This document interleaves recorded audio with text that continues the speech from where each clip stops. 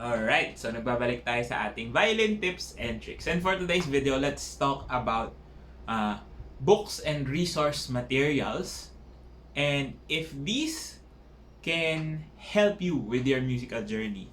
Ayan. So kung makakatulong ba sa atin to rely only on books and resource materials. No? Yan. Ito yung pag-uusapan natin today. How they can help you and what could be lacking. Ano ba yung pagkulang kapag doon ka lang nag-rely. Okay? So, these past few weeks, I've been seeing a lot of ads on Facebook and over the internet selling instructional books or books from beginners to advanced levels daw for very, very cheap prices. No? Parang, it might seem good, but I think it's too good to be true that yun lang, no? Na yun lang yung paghahawakan mo and then you get somewhere from beginner to advanced, no? So, maraming nagbebenta ng mga ganon. I mean, a lot of resources are available online, but you have to also do your research, properly check the contents of what you are reading or using para talagang makita natin if it will help you out or not. So, I don't suggest you buy anything of these people because some of these are also pirated, no? So, yung iba, they just get it free and then download it and then, compile and then share it with you for a certain price, no? That's why it's very cheap because they get it for free.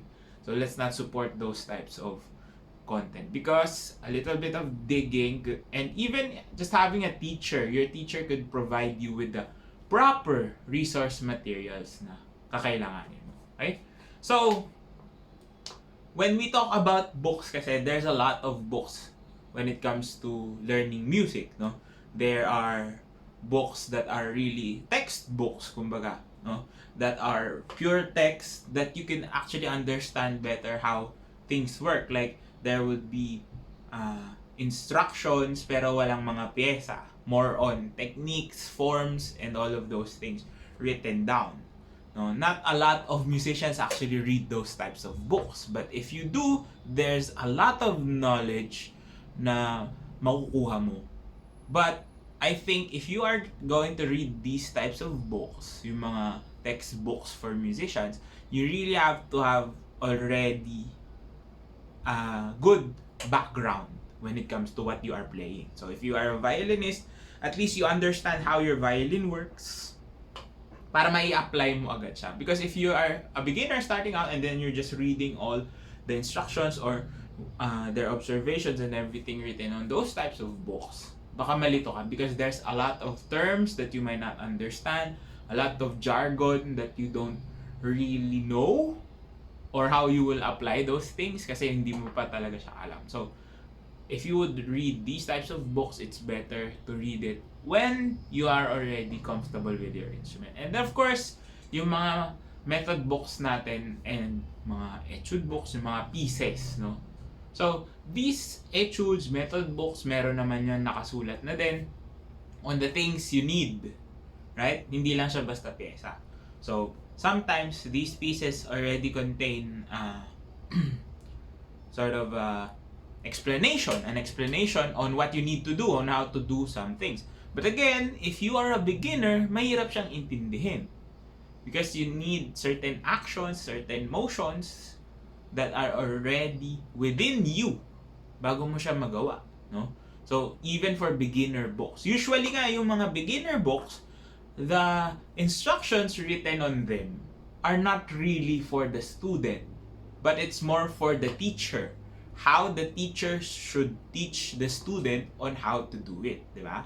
Kasi, kung babasahin mo lang siya, hindi mo din masyadong maiintindihan. Again, if you are a beginner starting out and you will start from a book, it's going to be harder, no? I'm not saying you can't learn from it, but the most important thing when you're learning applied music, which is playing or application of playing, is that there is always feedback coming from someone who is knowledgeable about that topic.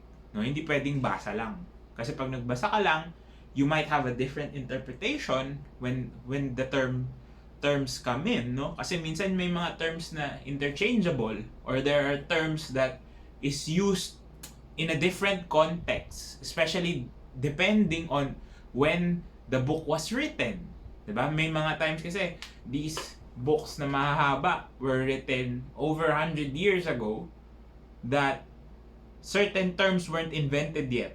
No? Yung mga jargon na yun, nagkakapalit-palit. Like for example, sometimes some people interchange spiccato and staccato. Yung mga ganyan. Or, a bouncy technique might be a different type of bounce coming from another perspective. So maraming pwedeng mas maging magulo. No? Even if you have a ton of reference materials and books, the instruction on how to use them is going to differ. So, kailangan mo pa rin talaga ng guide. Even if you have a ton of knowledge, no? Parang when we're learning applied music, your knowledge on music theory won't be enough, no? For example, if you're studying notes, no? If you want to read notes, there will be times that you are already confident magbasa ng nota. Kaya mo siyang kantahin, kaya mo siyang innotate, kaya mo siyang isulat, but when you hold on to your instrument, that's another story. That's a different way of reading the notes or playing the notes, right? Because singing is different from playing. You have to control a different set of muscles. You have to control a different set of your brain, a different part of your body. So it's not really something that basta alam mo na, magagawa mo na. Again. That's why a resource material, of course, is always good, because you can never have too much of knowledge, no? But how you apply that knowledge will depend on your ability to comprehend them, no, and to understand paano mo siya i-transfer from your mind to your body. And I think personally, the only and best way for that to happen is to have someone teach you properly. No? So, instead of buying a ton of instruction materials, resources, online resources, ebooks, or whatever, maybe invest in a lesson, no? Kahit crash course na sabihin natin, at least matry mo man lang once, and then you have a better understanding, and then maybe you can continue that in the future, no? Kasi when you are starting out, and as a beginner, no, sa advance, okay, magkaiba naman yung mangyayari doon. Because if you are already at least knowledgeable, no, and comfortable with your instrument, an additional nudge here from a technique that you've learned, no, alam mo na, at least you know the process of learning, of understanding, of translating, no, translating knowledge that you see on paper into your body para makatugtog ka. Because at the end of the day, books are just text, no? Notes are just pictures. At the end of the day, as a musician, you have to perform whatever's written. Everything is just a guide, no? Pero kung yung nakasulat doon, hindi mo kayang i-translate sa ginagawa mo, that would be harder for you.